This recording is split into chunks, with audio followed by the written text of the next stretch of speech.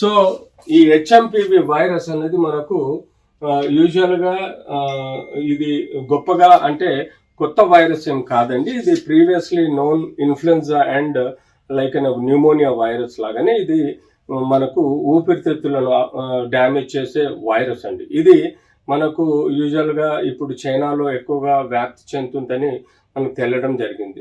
ఆబ్వియస్గా దీని యొక్క ర్యాపిడ్ యాక్షన్ ఫోర్స్ సివియారిటీ ఉంటుంది.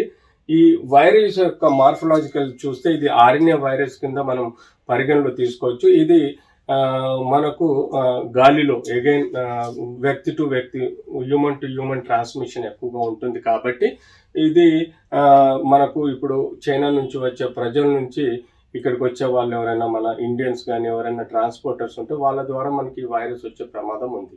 ఏదైతే ఇది పెద్దగా భయపడాల్సిన వైరస్ కాదు. ఈ వైరస్ ద్వారా మనకు కొన్ని ఈ ప్రాంతాలలో జోనల్ ఏరియాలో ఎక్కువగా ర్యాపిడ్ స్ప్రెడ్ అయిపోయి దేశమంతా ప్రబలే ఆస్కారం ఉంటుంది. అదే ఇప్పుడు చైనాలో జరుగుతుంది. ఈ వైరస్ యొక్క మార్ఫలాజికల్ స్ట్రెయిన్ చూస్తే ఇది ముక్కు, నోరు, గొంతుల ద్వారా ఇది ట్రాన్స్మిట్ అవుతుంది. ఇది యూజువల్గా మనకు వింటర్ సీజన్లో ఎక్కువగా వస్తుంది. ఇది పిల్లలలో ఎక్కువగా ర్యాపిడ్గా స్ప్రెడ్ అయ్యే ఆస్కారం ఉంటుంది. దాంతోపాటు పెద్దవాళ్ళు 65 ఏళ్ళకు పైబడిన వాళ్ళల్లో ఎక్కువగా ఇన్ఫెక్షన్ స్ప్రెడ్ అయ్యే ప్రమాదం ఉంది. అంతేకాకుండా ఎవరికైతే రోగ నిరోధక శక్తి చాలా వీక్గా ఉంటుందో, అంటే ఇమ్యూన్ సిస్టమ్ వీక్గా ఉంటుందో వాళ్ళల్లో ఎక్కువగా స్ప్రెడ్ అయ్యే ఆస్కారం ఉంటుంది. ఎందుకంటే ఇమ్యూన్ సిస్టమ్ లోబడి ఉన్న వాళ్ళల్లో ఈ వైరస్కి యాంటాగోనిస్ట్గా మనకు యాంటీబాడీస్ ప్రొడ్యూస్ అయ్యే ఆస్కారం ఉండదు. కాబట్టి తద్వారా ఈ వ్యాప్తి చెందే ప్రమాదం ఉంది.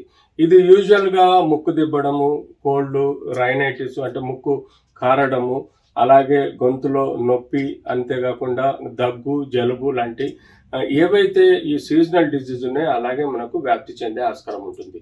ఇందులో మనకు సిమ్టమాటిక్ ట్రీట్మెంట్ ఇస్తే సరిపోతుంది. యూజువల్గా దగ్గు మందు అంటే జలుబుకు సంబంధించిన మందు, అలర్జీకి సంబంధించిన మందులు, అలాగే సూపర్ యాడెడ్ ఏదైనా జ్వరం ఉండి బాగా సివియారిటీ ఉంటే, ఏమైనా బ్యాక్టీరియల్ ఇన్ఫెక్షన్ ఉంటే తప్ప యాంటీబయాటిక్ ఇవ్వాల్సిన అవసరం లేదు. బట్ యూజువల్గా మనము prevention is better then treatment అంటే ఫిజికల్ డిస్టెన్స్ మెయింటైన్ చేయడం, శానిటైజేషన్ చేసుకోవడము, మాస్క్ ధరించడం లాంటి ప్రాపర్ కేర్ తీసుకుంటే మనకు ఈ యొక్క వ్యాధి నుంచి ఈ సీజన్లో మనకు రికవర్ చేసే ఆస్కారం ఉంటుంది.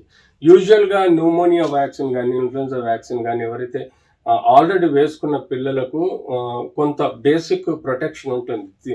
అంటే మన బాడీలో వ్యాక్సిన్ ద్వారా వచ్చే బీ సెల్స్ ఈ వైరస్ మన బాడీలో యాంటీజెన్ రూపంలో ఉన్నప్పుడు మెమరైజ్ సెల్స్ ద్వారా గుర్తుపట్టి వాటికి బీ సెల్స్ని ప్రొడ్యూస్ చేస్తుంది. అంటే ర్యాపిడ్ యాక్షన్ ఫోర్స్ లాగా. రిజర్వ్డ్ పోలీసు టీ సెల్స్ అయితే ర్యాపిడ్ యాక్షన్ ఫోర్స్ లాగా బీ సెల్స్ని ప్రొడ్యూస్ చేసి ఆ యాంటీబాడీస్ ఈ యాంటీజెన్ లాంటి శత్రువుని నాశనం చేసే ఆస్కారం. ఇలా మనకు ఈ యొక్క వైరస్ని వ్యాప్తి చెందకుండా మనకు ప్రొటెక్ట్ చేస్తుంది. అంతేకాకుండా ఎట్టి పరిస్థితుల్లో భయపడాల్సిన అవసరం లేదు. బేసిక్ సిమ్టమాటిక్ ట్రీట్మెంట్ ఇవ్వటం వల్ల మనం ఈ యొక్క హెచ్ఎంపివి వైరస్ని చేయొచ్చు. దీనిలో మనం ఎక్కువగా చూస్తుంటాం ఆర్టీపీసీఆర్ టెస్ట్ చేయడం వల్ల కూడా మనకు ఈ యొక్క డిజీజ్ యొక్క కన్ఫర్మేషన్ అనేది మనం చేసుకోవచ్చు. ఆర్టీపీసీఆర్ అనేది మీ అందరికి తెలిసిందే.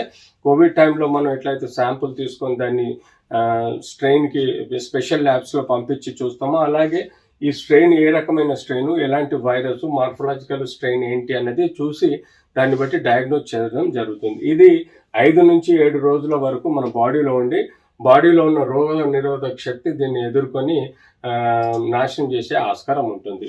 సో బేసిక్గా యూజువల్గా upper respiratory infection, lower respiratory అంటే పై గొంతు వరకు ఉన్న ఇన్ఫెక్షన్ ఊపిరితిత్తుల్లో పోయినప్పుడు ఊపిరితిత్తుల్లో ఆయాసం రావడము, దమ్ము రావడము, తెమడబడ్డము, దగ్గు రావడము, దగ్గుతో తెమడబడ్డం, జ్వరం రావడము, ఇలాంటి చాలా లక్షణాలు కనబడతాయి. అప్పుడు మనకు స్పెసిఫిక్గా వీరికి సమస్యలు ఏర్పడినప్పుడు అవసరం ఉంటే హాస్పిటల్లో రెస్పిరేటరీ ఇంటెన్సివ్ కేర్లో అడ్మిట్ చేసి ప్రాపర్ కేర్ తీసుకోవడం వల్ల ఈ యొక్క వైరస్ నుంచి మనల్ని మనం కాపాడుకోవచ్చు. సో హెచ్ఎంపివి వైరస్ అనేది యూజువల్గా ఫీవరు, కాఫ్, రన్నింగ్ నోజ్ ఉంటుంది, బ్రీతింగ్ డిఫికల్ట్ ఉంటుంది, ఫీవర్ ఉంటుంది, ర్యాషెస్ కూడా వస్తాయి, సోర్ థ్రోట్ ఉంటుంది. ఇలాంటి బేసిక్ సమస్యలు మనం చూస్తూ ఉంటాం. సో ఇలాంటి సమస్యలకి, బేసిక్ సమస్యలకి పిల్లలకి స్పెషల్గా స్కూల్కి వెళ్ళే పిల్లల్ని జాగ్రత్తగా చూసుకోవడం, ఇళ్లలో ఉండే వృద్ధులను జాగ్రత్తగా చూసుకోవడం, ఎవరికైతే క్యాన్సర్ డిజీజెస్ ఉన్నాయో వాళ్ళని కూడా కొంత